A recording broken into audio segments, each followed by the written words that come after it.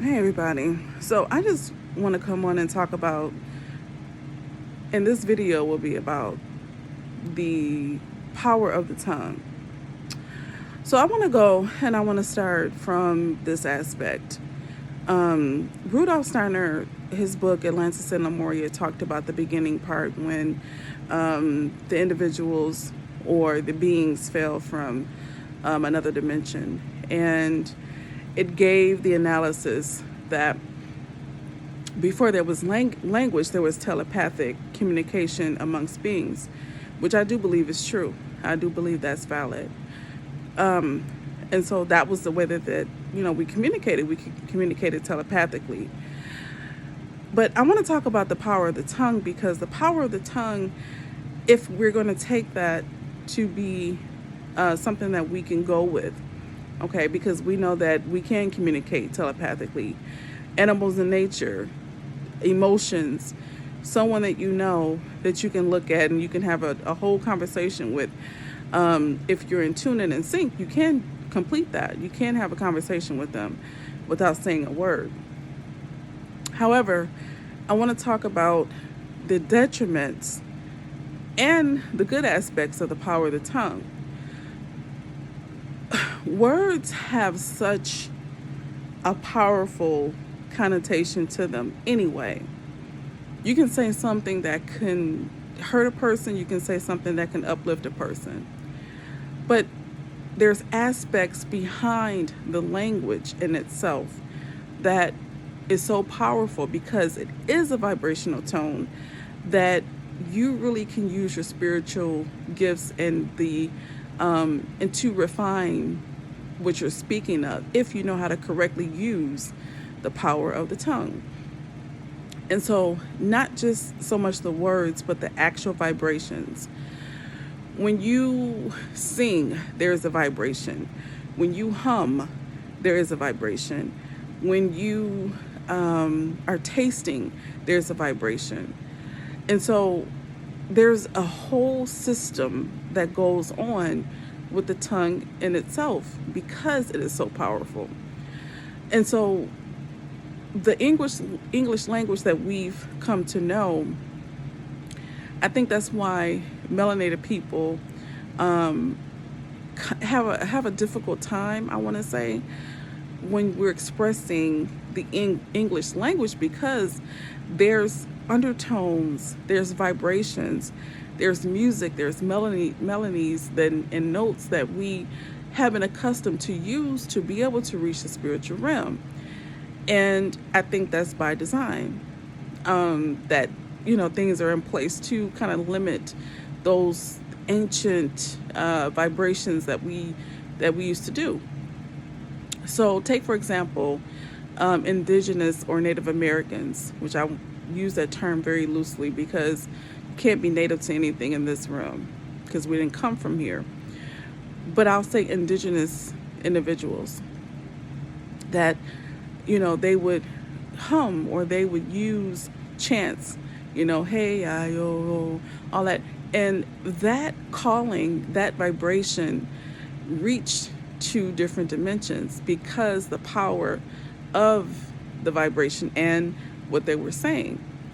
And so I'm going to tie in, the Atlantis and Lemuria and the beginning notions of telepathic communication to the present day. And so I really believe that we need to get back into different usage of the tongue and having those different callings and those different sounds and vibrations, because it is a portal, it is a gateway to be able to communicate effectively to the spiritual realm. And even with telepathic communication, it's very, very powerful, because you're able to have those conversations. Now, which one we need to focus on would be completely up to you. If you want to hone the craft of telepathic communication, then by no means go ahead. And you can sit with someone and you can just, have that going back and forth and figuring out as a means to practice that. You actually can do that.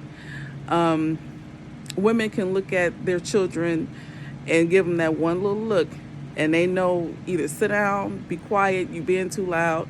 So the feminine energy, we have that. We can do that. And so, but taking it to different levels is the mission, right? So just when we are studying and we're thinking more into the spiritual realm, think about the power of the tongue and the vibrations that come off of it. Think about the fact that there are key words that we can use and that you can also make up as a vibratory rate to be able to communicate to the dimensions that are here to really guide you and give you insight and advice when it comes down to getting closer to your spiritualness. And so I was looking at I have the book, Ben had the book, but it took me back to in the beginning, the Genesis part, where, it was spoken of that we use the telepathic, and the telepathic is the highest form of communication. And I do believe that is one of them. And so when we fell into our lower vibratory state and we started to use language, then language became the second way that we can communicate. And so it could be a mix of those things. You can start the telepathic communications with individuals who are on your frequency and on your level to produce, the secrecy of what needs to be explained, and just, what needs to be told or delivered, just as a practice. But also be very careful in the usage of the tongue because it holds so much weight. The vibrations that we use when we speak, the tones that we use when we speak. Music plays a huge role in the vibrations and the frequencies that we experience on a day-to-day basis. So we have to, I guess, not only with the telepathic energies, that we also have to utilize the power of the tongue and be careful what we hear. So there was a video that Bobby Hemming did, and he was talking about the Horus lock, and that, he was pondering why there was no information and research about the Horus lock, or about the ear, actually. So we know music plays a huge part, language plays a huge part in communication and what we hear and what we retain. But the inner ear and the eardrum in itself is very powerful because it is receiving the information, and it stores in the brain from what we hear the information. And so it's all correlated. So I guess just looking a little bit deeper and making sure that you understand what you hear, what you see, and what you retain is so important when you're doing your spiritual walk, because they are portals in itself. What we think about, our thoughts, our light, and, what we speak and how we speak and the words that we use and vibrations that we use. And also the retention when we hear things are very important as well. So just be mindful, just not just using, how we communicate, but how we communicate and why we communicate, and taking it a step further in your studies and in your spirituality, in your walk, because they're all so intertwined in a more deeper way that even we can probably understand. But there's keys in it. Definitely there are keys in it. So I just wanted to drop that really, really quick on this video.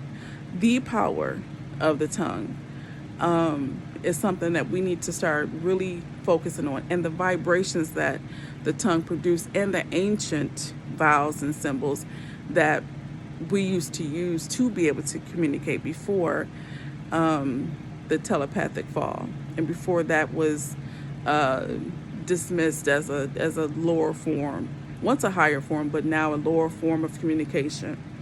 So I hope you have a wonderful and pleasant day. Just always know that we are constantly learning, we're constantly growing, we're constantly evolving, and always know that your higher self is listening. So y'all be blessed and have a great, wonderful day. Ashe, and I give thanks.